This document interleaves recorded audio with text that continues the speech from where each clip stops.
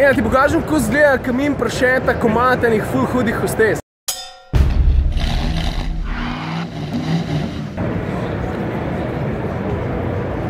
Zate ne vem, jaz sem že malo utrujen, ampak nič hudega. Vse skupaj nadaljujemo tukaj pri Volvu, ki je pa v Ženevo pripeljal samo en avto. Veš, po dolgih letih čakanja so končno predstavili novo generacijo XC60. V bistvu, če bi rekel, da je to pomanjšan XC90, se ne bi zmotil, ama niti mar. Ampak zdi pa se mi, da ima kakšno linijo malo bolj tekočo, pa da zato deluje, kaj pa jaz vem, pač drugače. Zasnova je valjda vsem znana. Avto bo 5-sedežnik, kar se tiče po varnostni plati, bo ponujal vse to, kar ponujata XC90 pa S90. Ta dva avtomobila pa dizajnersko ne bo kopiral samo od zunaj, ampak tudi od znotraj. Ful je hecen, ker sploh ni toliko ljudi zdajle pri Volvotu, ampak vsi avti so pa polni. Ok, takole sem se odločil, tega le bom ven pregnal z zlobnim pogledom.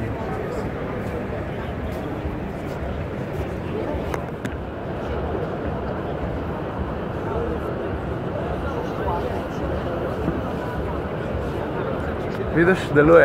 Evo, tako kot sem rekel, pomanjšana kopija XC90, pravzaprav so vsi elementi arhitekturni in pa tudi sicer prenešeni iz unga modela, je pa tukaj noter malo manj prostora, logično, saj manjši avto. Seveda je posvojil tudi digitalne števce, drugače pa evo, vidiš, pomanjšan XC90. Ampak, veš, ključno pri teh avtih ni prostor spredaj, ne? Bolj je važno, koliko je prostora zadaj. Je pa tako, da Volvo XC60, prejšnja generacija, torej prva generacija, igra kar pomembno vlogo v mojem življenju. Gre za to, da je bil to prvi avtomobil s samodejnim zaviranjem v sili in jaz sem bil toliko nor, da sem se postavil pred avto, pa sem mu pustil sam zavreti. Toliko sem mu zaupal, to je bil en tak moment, ki ga mogoče danes ne bi ponovil. Pa veš, kaj še velja omeniti? Volvo razstavni prostor v estetskem smislu, po mojem mnenju, vedno zaseda prvo mesto. Pač ne vem, en tak dober feeling je, ki si tukaj. Mogoče zato, ker ni vse skupaj toliko napakiran, pa imaš občutek, da si v eni taki zelo udobni dnevni sobi. Le bom zdaj pokazal oddelek, ki je namenjen novinarjem. Evo, sem rekel, kot dnevna soba, vidiš, tepih, misca, kavči,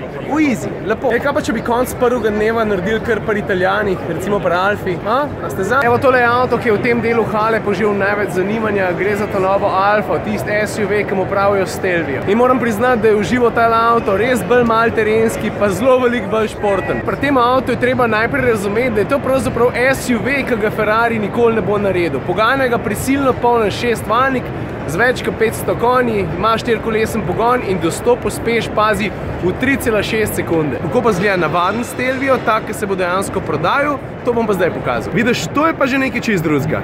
Jaz mislim, da je Alfa lepo zadela proporcije, da je temu avtu namenila tudi par zelo zanimivih barv in ta modro je definitivno ena izmed njih.